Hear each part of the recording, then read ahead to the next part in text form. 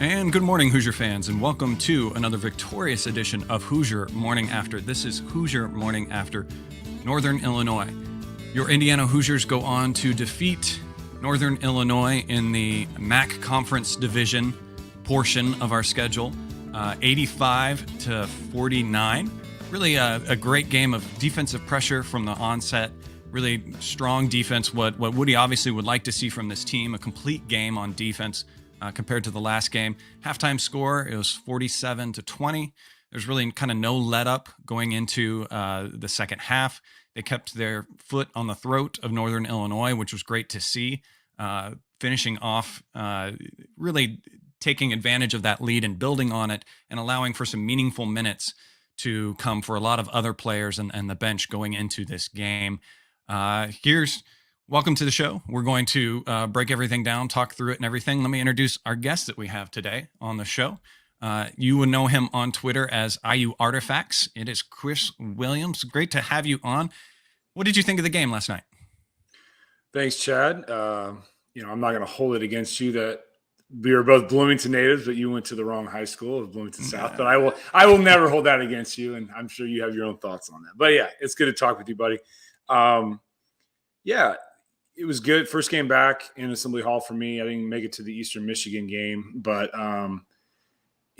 that just being back in there, it was kind of like, like a long lost friend, kind of one of those things where you kind of reconnect. And that whole thing was great. It was great to see so many kids there with their families, with their parents. The student section was lively. It was great. It's just a great experience to be back in one of my favorite places on earth, which Assembly Hall. And, seeing Woodson on the sideline was great, kind of seeing this whole new feeling of this new era of IU basketball was great. And really kind of see what he wanted to do and his schemes and his setup and all that. It was a breath of fresh air is what I would say. And the biggest thing I could say just to start is how loose the guys were playing. They seemed to be very, it was a natural movement on the floor. It was a natural in transition. Everything just kind of seemed different and definitely in a great way. So that's how I would kind of describe what I saw. So continuing along that theme then of being there, compare and contrast. I mean, obviously not the play style or everything, but the leadership then, the voices, the talking. Did it seem different from what you remember in previous times being there? Speak on that, and who did you see speaking up the most? What was the leadership like on the court? Yeah, I always thought that I was kind of waiting 2 seasons ago, and even last season, was watching, waiting for Trace to be more vocal. That's definitely taken more of a step forward. Rob Finney is definitely being vocal.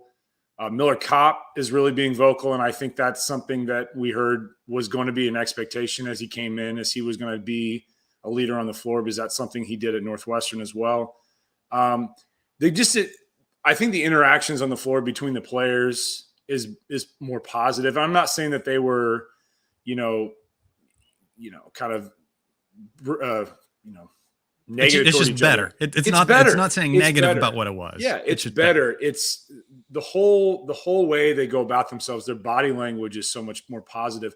And the thing I noticed is that the interactions between the coaching staff, particularly Coach Woodson and the players, seems to be different. And I'm not saying that Archie had bad interactions with his players in the way they discuss things or pull them aside, but it just seems different. And I think that that's to be expected because you're coming in with an overhaul of a brand new scheme of on offense and defense.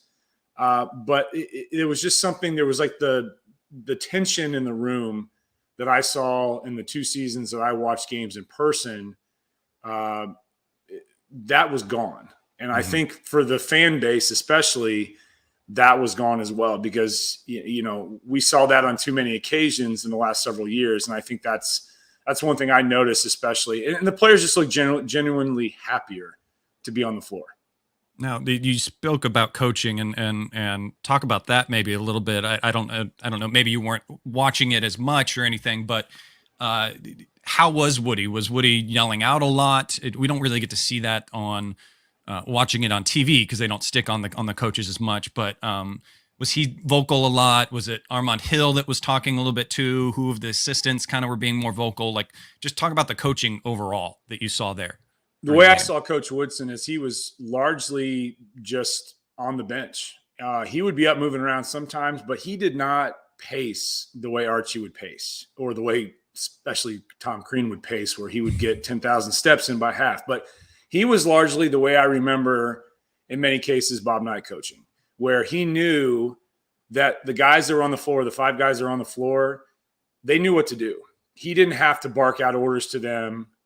It would be something where it may be like a quick comment on the sideline, but the guys knew what the scheme was going to be and knew what the setup was going to be. And again, that's just different. You didn't see Woodson up. I saw Fife and I saw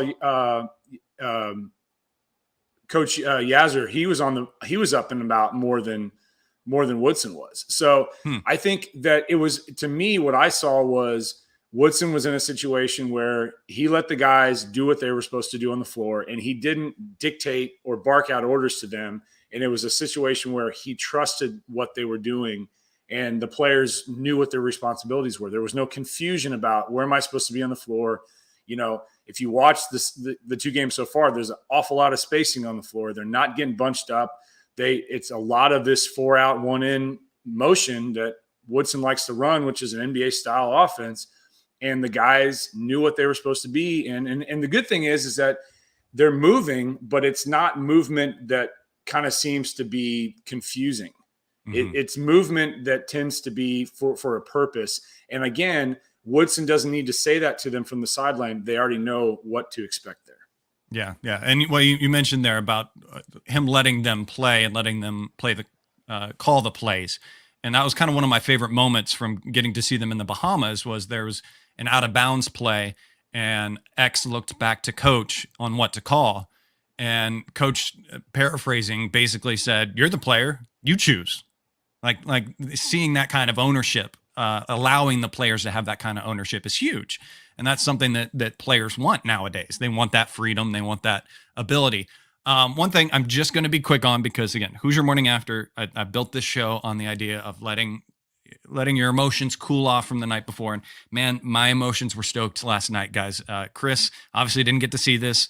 A lot of you did that are listening to this, but man, that coverage was pretty rough last night. Chris is going to have to check out some clips. There are a few on Twitter you can see, but it's frustrating when a coverage is like that, especially on like a BTN plus, a situation where we all had to pay a little bit extra to see it. It's fine if it's free and you're dealing with that. I guess they finally figured it out, and at least the cameras got a little bit wider, and they stuck with that. But it was really that zoom in on the guys after they shot was just infuriating. It was tough for me at least, last night. I'm going to go back and try to rewatch the game and see if I can enjoy it more. But I had that IU basketball tension, when you watch a game and you just feel tense and you feel aggravated at the team. And I had that, but it wasn't at the team. It was weird. It was weird to watch the game in that situation, but they got to do better. Big Ten Network, you got to do better with that coverage and everything, especially if we're paying a premium to watch it. So that aside, I'm over it now. I'm going to rewatch the game today, and hopefully I'm feeling a lot better. One thing I did want to say just about the schedule that we've had so far is I feel like this has been a perfect setup for this team this season. Kind of, we had that first game where we had a lot of good and a lot of bad. The coaching staff had a lot of chance to get them in the film room, teach from it, a lot of good teachable moments in that first game. And then we have this game, which is the perfect kind of rebound. It allowed the guys to learn from the film, come out, have a really good game, and then also allowed, because the game was handled, a lot of meaningful minutes for a lot of different squads, a lot of different lineups to get in there and everything. And not to sugarcoat it at all, but like the bottom squad got quite a bit of minutes in there together, and were pretty successful. One of my lineups that I liked a lot that was in there that was kind of we haven't really seen much was when we had Rob and Durr, Jordan, Trey, and Tamar. that was a very interesting lineup that was in there. And just speak about maybe that lineup, what you saw from them, and then just overall the different mix of lineups that you saw in there in the game. Well, to speak on your point, that's part of the reason why we have these games where we bring in somebody, as we know, as you know, and we're paying them to come here. Is we want to see what kind of schemes we can run, because when it comes to crunch time and we're playing, Michigan on the road, we need to know if there's a substitution change that we can make that's going to be an instant spark. We need to know that. I will tell you, Geronimo looks huge compared to last year in terms of bulking ability. And he hasn't lost his quickness, hasn't lost his athleticism. He looks like a beast out there. And I was actually surprised that he didn't play more in the game. And that may have been set by design because of what you spoke on with the different schemes. But I could see him being a second team all Big Ten type player. I really do. If he continues to, hone in on his offensive ability. Durr basically did what I expected him to do. He's been coming off surgery. So he's in that situation where he's still in recovery mode, but he showed the things that we heard about. He has good footwork. He has good hands. That was that great pass and transition, which he went up for and converted in his limited play in the first half. But he's a guy that we're going to need, because we've seen it too often in the past when we don't have a Joey Brunk, or we don't have somebody, Trace gets 2 fouls quick in the first half. We don't have another big that can come in to be in that role. And I don't know if Logan Duncombe is going to be a role player this year. Michael Durr was brought in for that very reason. So he's going to have to be that guy that can come in and play 15, 20 minutes to give Trace a blow so he can be on the sideline and be fresh and ready to go and not be strained. Because, right now I'm not as worried about it, but we've seen it too often in the past where big men, peak in the early season, and halfway through the Big Ten, they're gassed like for the rest of the season. I mean, I think about a guy like Tom Pritchard, when he came in, and I know those teams did not have the talent that this team does, but the guy had how many, like 7 double-doubles in a row in the preseason. And in the Big Ten, he had no motor left to go because they had to play him 35 minutes a game because they have nobody else come in. But that lineup you spoke of was intriguing, because it was interesting to see Geronimo and Bates on the floor at the same time, 2 extremely athletic guys at the same time. And Bates, I saw a lot of what I expected out of him with some playmaking ability, with some quickness, has the ability to hit the open shot, has a good-looking stroke. But I think one thing came to mind, and I wrote this down, is it's almost like a problem of having too many options. I really think that's going to be something. And you saw this, Lander didn't come in till the very end of the game. Where does he fit in on this team? Anthony Leal didn't come in till the very end of the game. Where does he, a guy who we know can knock down the shot, where does he come into? And that's the biggest thing I wonder is what's going to happen with some of these rotations, because to me, I still don't know where Trey Galloway where he fits in on this team. He's not strong enough offensively. He did hit the 3, but is he the guy in transition that's going to be able to create plays? Is he going to be the lockdown defender? He got beat on a couple drives by his against his guy last night. So I don't know that one. But clearly, Coach Woodson has faith in him because he played a lot last night. He played more than, I don't know, he may have played more than Geronimo last game. I didn't look at the specific minutes of those 2. But so that was a question I was going to ask you, and you kind of ruined it a little bit. But I was going to ask you if who you thought had the most minutes behind Trace Jackson Davis, and it was Trey with 23 minutes. So Trace Jackson Davis had 26 and Trey had 23. Now I think he is an interesting piece, but I think he kind of fits that role player gap. His offense may not be the strongest thing in his game, but I think he does have that role to play, and it might take pressure off needing to be that one that's going to do the score. Again, he still does stress me out a bit with that baseline drive and getting up in the air and launching it out to someone.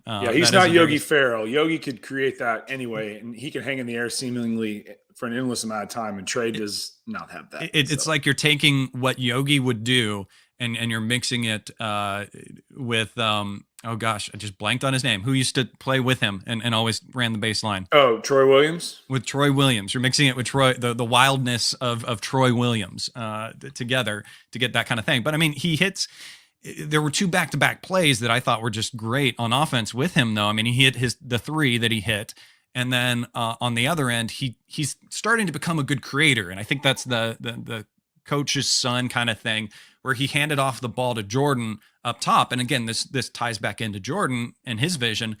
Then he immediately cut to the basket, and his man paused for a minute, Trey's, because he didn't. He's like, I'm over. My guy doesn't have the ball. Trey took advantage of that, cuts to the basket, and Jordan kind of finds him for a little kind of lob layup for him, an alley oop layup for him. So there's a lot of those kind of cutting moves that he did. That was also the very first play that Michael Durr had. He received the ball on the block, and then he had great vision. And that's, I think, overall, everyone on this team has really good vision, and was able to dump off the pass to again another cutting Trey. So I think that's kind of his wheelhouse, is kind of the play creator and the guy that dives to the basket and kind of finds those windows. Another thing, as you kind of glazed over, you were talking about Jordan and everything. And again, he was my preseason pick to just shock people, and he's going to be amazing. And how he turns and progresses throughout the years, we're going to see him in the NBA.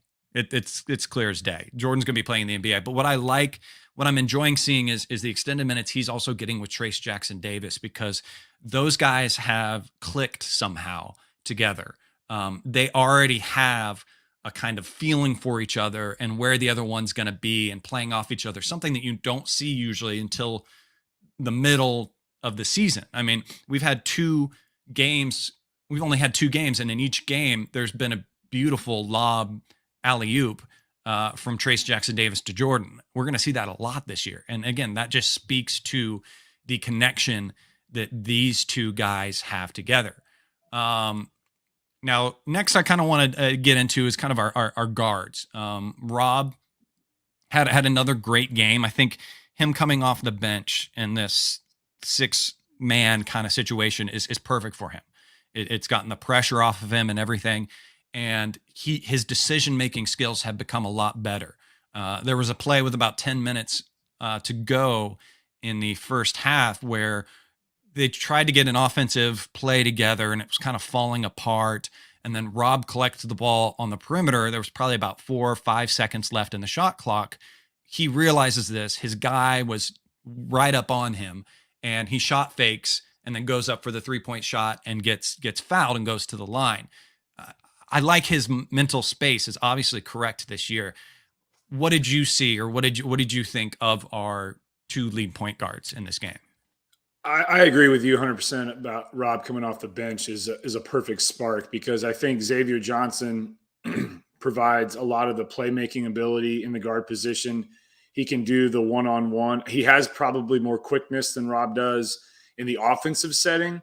With that said, I think Rob is a better lockdown defender, and I think we saw that a lot. One thing I really liked that our guards did is that they picked up the defense or the offensive player at full court and kind of caused them to rush into the transition into their half court set, which I thought was really good. We didn't do that a lot. We kind of let the team bring the ball up the floor at their own pace. So I like the fact that we were pressuring, and I think Rob in that situation, he's perfect in that situation where he has to cause the offensive player to rush into what they want to do in the half court set. So his defense has always been his bread and butter. That's what, he's not a pure shooter. He can be really good. We've seen him be a good shooter, but I think his defense last night was tremendous. I think to add on, I think I made an emphasis of that. Knowing the shot clock was down, he's in the corner. There's no other option but to make a three, and the defender, fouled him, and he created something to go to the line and have a chance to get points on the board. So I think both of our guards, Johnson and Rob, are going to be tremendous weapons in transition, because I know that Woodson wants to score up tempo in transition. And I think those two guys, and I especially saw a lot of good things out of Xavier Johnson last night. The turnovers are going to be there. They each had 2. But I mean, we only had so many situations where we were purposely throwing the ball away in a really bad set offensively. I mean, we had 15 turnovers, which is too many. I think you want to be around 10 or 11, but I mean, who knows? I don't know what Woodson's specific approach to it, but obviously I don't think any coach wants to have too many turnovers, but I really liked Rob's. I think Rob is kind of in a better mindset this year where he feels more free to do what he needs to do. I think he was micromanaged too much in the past, personally. I think he struggled with decision making because of what he was being told to do was not a natural situation for him. I think he knows that he can freely shoot if he has a wide open shot. I think he can create off the dribble when he needs to and when he wants to. And I think we're going to see a lot of situations where Johnson and Rob are going to be able to beat their guys off the dribble, hopefully, and then set up something for one of our bigs down low for an easy basket. You know, it's going to be harder because we know the Big Ten guard defense and guard play is tremendous. It's the best in the country. But I think those two are going to be able to create something where they're going to be able to get their teammates in line, and hopefully they're averaging 3, 4, 5 assists a game. I don't think Rob needs to score 10 points a game. I don't think he wants to be in that position where he has to, but I know he wants to be the floor leader when Xavier's not in the game. I don't know, and I'd be interested to hear your thoughts. I wasn't too keen when Rob and Xavier were in the game together. It felt weird to me at times because I think Rob, again, doesn't want to be in that 2 position where he has to be the shooting threat. But I thought, again, like you said, you know, Woodson's trying to put different schemes. That one was the only time where I thought it was a kind of odd couple situation where they were on the floor together. And but otherwise, I was really happy with their play. Yeah, where I see them playing together is if we need Rob in there for his defense to counteract whoever that 2 is for the other team. Or maybe, like you said, it's a chance to get Rob out there and get him comfortable with his shot and everything. But yeah, they definitely do, beyond that, those types of situations, need to just kind of share the minutes as the point guards, because they are obviously the best leaders we have for that. You kind of mentioned scoring and everything, and I think that's what's going to become interesting of this team, is that we may not obviously have a situation where Trace Jackson Davis just hands down is going to be the top scorer each game in and out. And I think that second scorer, the second highest scorer, is going to be something that's going to move around a lot. It's going to be Johnson, I think, a lot. It's going to be Race a lot. It could be Stewart, and could be Miller Kopp sometimes too. And it's interesting. I want to transition to talking about those two, because we saw a lot of good stuff out of Stewart in the beginning of the first game, and then he kind of trailed off. This game, he really kind of struggled to get going. He took a lot of shots trying to get going, was 0 for 5 from the field, and 0 for 4 from 3. So he attempted to get going, and things just weren't falling for him. And then the same kind of situation for Miller Kopp. He tried to take a few shots. He does do those good hustle plays, and like you said, he is talking a lot, but I have expected more from those guys earlier, and I'm kind of surprised I haven't seen it yet. Yeah, I would echo exactly what you said, because, you know, we're hearing so much about Parker Stewart as the deadly 3-point shooter. And if you watch his stroke, it is silky smooth. It is as good as I've seen a 3-point shooter at IU probably since Jordan Holes in terms of fundamentals. It is that good. And Miller Kopp, we heard the same thing. I think it's just one of those things where it's just going to take some time. I think that it's one of those transition situations where we know that they have the ability to shoot, and it's just going to take time. I think the one thing that concerns me with Stewart is that, you know, going back to a guy like Nick Zeisloft or a Matt Roth, they're too one-dimensional. They're in there for scoring. You know, Parker's a decent defender, but he got beat off the dribble a couple times, and then you had to have one of your teammates come over to shut down that dribble drive, and then you have your other offensive player that you're guarding exposed. But yeah, that's going to be the interesting thing, is that Stewart's going to start because, you know, he didn't come here to sit on the bench, but he has to start hitting the shots. And I think Woodson has faith in him. And I don't think Woodson is the kind of guy that's going to be in panic mode. He's pretty cool about stuff. And he says, it'll happen. It's going to happen. And I believe him. But those are two guys that you brought in last year and this year to solve the number one problem that has plagued this team for a long time, and that's shooting. And so, you look at those two guys, Stewart was 0 for 5, 0 for 9 from the field, including 0 for 4 from three-point line, and Miller Kopp was only 1 for 4 from the field. That's concerning. Granted, you don't have to worry about them in this game with scoring, but there's going to be games where, okay, you have the same thing we've seen before. You have two guys collapsing on Trace. Somebody's going to be open, and then if that guy is Rob, then there's going to be a swing pass to an open Parker Stewart. He has to knock that down. It's just that simple because we've seen that happen. That's why we brought in Nick Zeisloff. That's why we brought in Matt Roth. That's why we had a guy like Jordan Holes on the floor who is not the quickest guy in the world, is not the biggest guy in the world, but is going to shoot and hit that shot more times than not. So I did kind of, I was kind of waiting to see that. There was a couple for Stewart that should have probably gone down, but it'll happen. I'm not in the panic mode yet, but I agree with you that, I was hoping to see a 3 for 5 from the 3-point line or a 2 for 4, because I know that Stewart came out early and hot in the Eastern Michigan game, and it's just not, it didn't happen last night. And it could have been that there was more offensive opportunity. He still attempted 4 3-pointers, but you want to see that go down, especially if it's a wide open situation, which 3 of those were. He was totally unguarded when they were in the ball movement situation, and they should have gone down, but it'll happen. If we're still dealing with this halfway through the Big Ten season, then that's going to be a problem. Yeah. Well, and continuing that kind of theme of that you mentioned that they're brought in for shooting and they were made to be our shooters. And the other shooter then that we want to say on this team is Anthony Leal.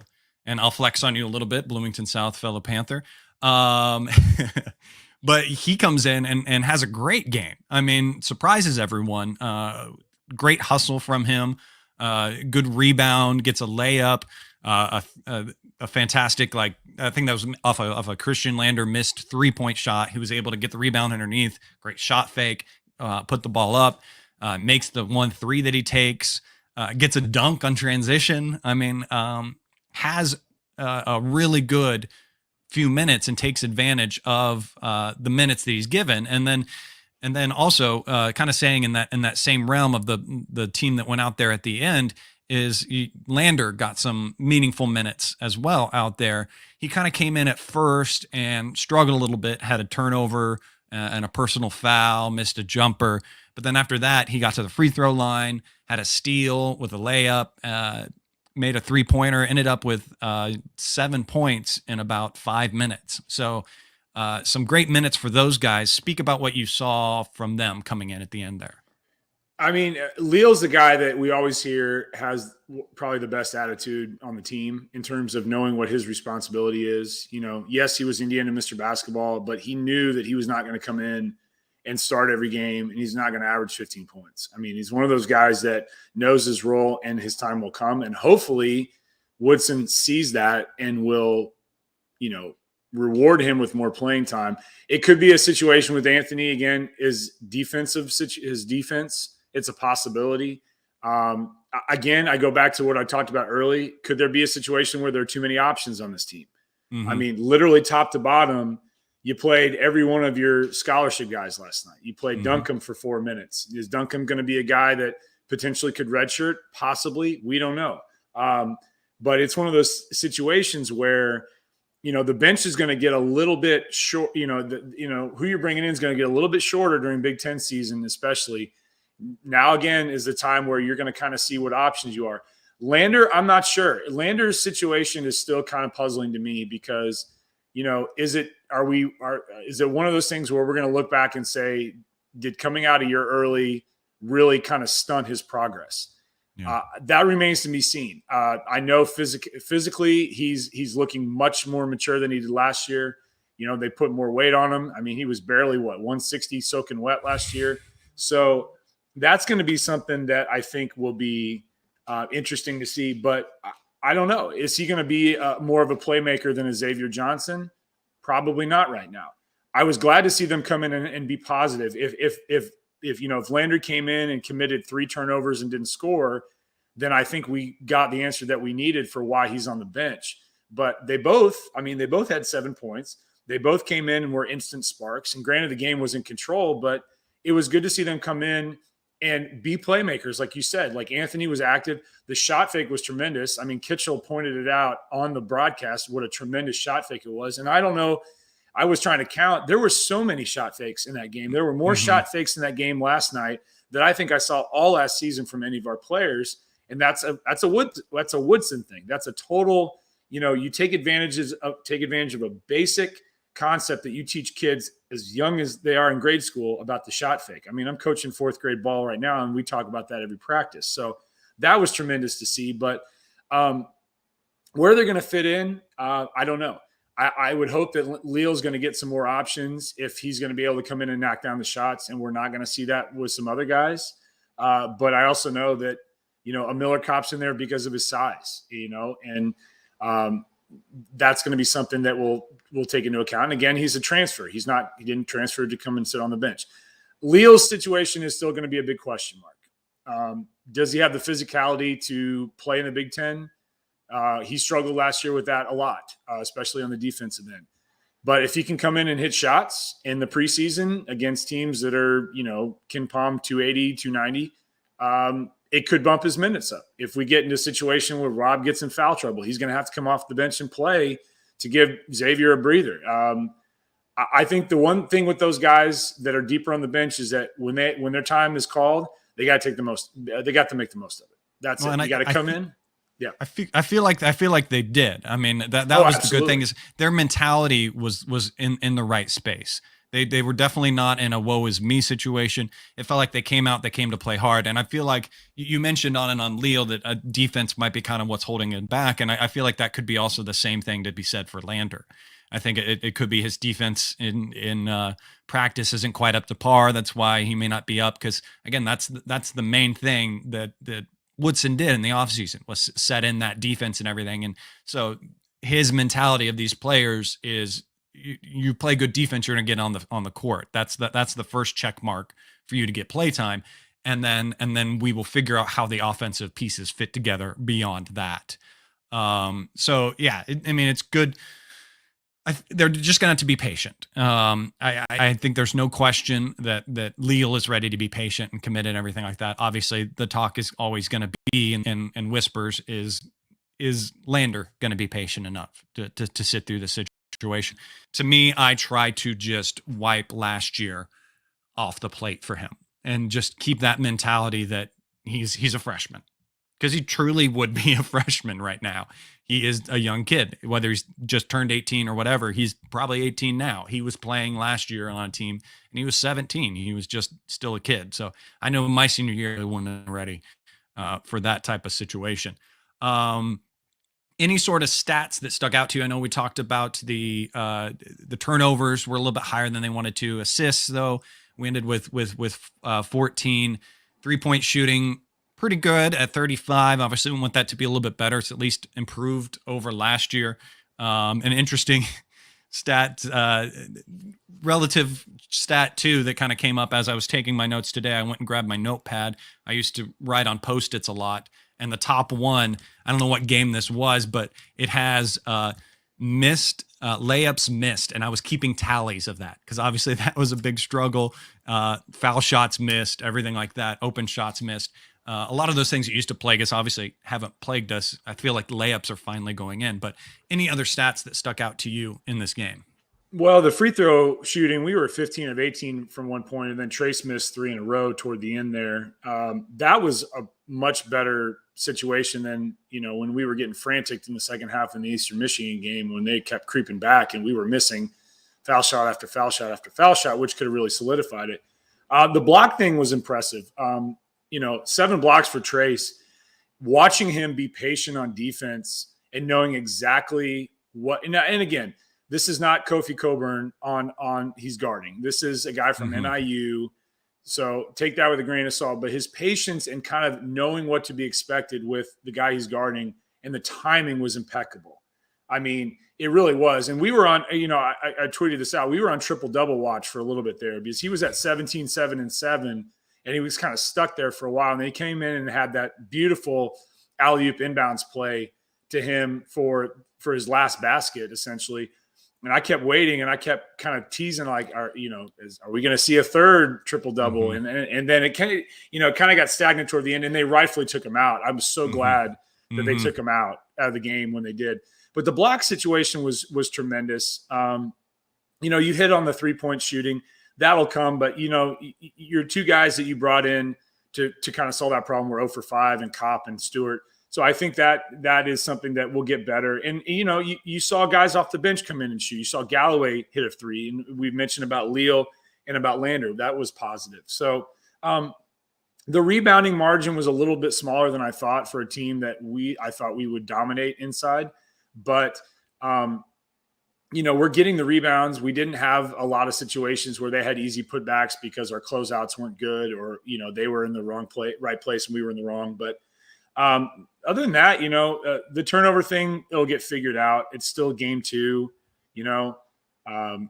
but otherwise, the 55 fouls was unnecessary from both teams. I mean, it was just torture. Was this a Big Ten squad? I don't know if this was a Big Ten squad. I didn't recognize any of those guys. They could have been Sun Belt Conference for all I know. Because we're in trouble if these are Big Ten refs, if they want to call it that tight this year. There was it was just so ticky-tack. And like I said, there was a mutiny forming among the fan base that, like, we love the fact that our team's winning, but we're up by 40 points and it's 9-15 in a game where there's no media, there's no like true media TV timeouts. It was insane for a while. So yeah. Well, and you'd mentioned that the blocks were great to see, and the aggressiveness. I think that speaks to the aggressiveness just of the guys playing. And we got that flagrant 2 called, and I think that stemmed from that aggressiveness, both on our ball pressure. That's the thing that's so satisfying with this defense is the on the ball pressure. Guys are up on their guys, and even the little bit of full court that we pick up just to make the opponent's offense have to feel like they're struggling from the beginning. We don't need Mike Roberts to yell ball pressure from the sideline anymore. They get it. I kept waiting to hear that, and I didn't. And I forgot that he wasn't on the sideline for that anymore. The Indiana Omaha, if you will. But yeah, I mean, seeing that, and obviously the suffocating. We may see more kind of flagrant 2s. Honestly, with this kind of defense suffocating, it frustrates guys. It frustrates the other team, and that's going to lend them to lash out. Obviously, our players have to keep their heads cool equally when put in those situations with guys. But again, fantastic play from the team overall. Any kind of last notes or final thoughts you want to bring ahead on this game? I think the big thing was coming in knowing that they had beaten a Power 5 conference team in Washington. And again, Washington was not expected to contend for the Pac-12, but coming in, they hit 11 threes, and we limited them to shooting 18% from 3 and 30% from the field. And it's just echoing exactly what you said, Chad, and that our defense frustrated the heck out of those guys. They got frustrated. They were mad. They were getting chippy with Trace. They were trying to bait Trace for a while to do something stupid, and Trace is smart enough. And like you said, it resulted in an ejection. And I think that's the one thing that is going to be to our advantage this year is, one, we have a defense that the players actually know what to do with, and they are comfortable switching. And I think that's going to be a norm with the Mike Woodson era is if you see who he's recruiting, you're going to have guys that are in limitless positions on the floor that can guard anybody in those switches and those on defense. That was just beautiful to see, truly see a team get so frustrated offensively. And it brought Assembly Hall to their feet several times when they put up these hastily shots, and, it was just lockdown every time and relentless and unstoppable. And I didn't see the defense let up at all once. So that was beautiful to see. So moving beyond the game, when I have guests on now, what I always like to do is just kind of then highlight how they fit within the IU community and what they're doing. And if you guys obviously know Chris and IU Artifacts and what he does, just look behind him. I mean, that's all you got to realize is he is crazy for the history. He knows it. He's become a Wikipedia of sorts of IU history and everything. And I urge you to go to assemblycall.com. He has a great article where he talks about jerseys and how to identify if it's a genuine jersey, if it's a player worn, and those little things. Talk about what you've been doing within the community, maybe articles that you're writing or what you got going on this year. Yeah, I've been involved with Assembly Call for almost 6 years now. Got really big in writing articles centered on a piece of memorabilia from a past game or a season. Been doing a lot of that.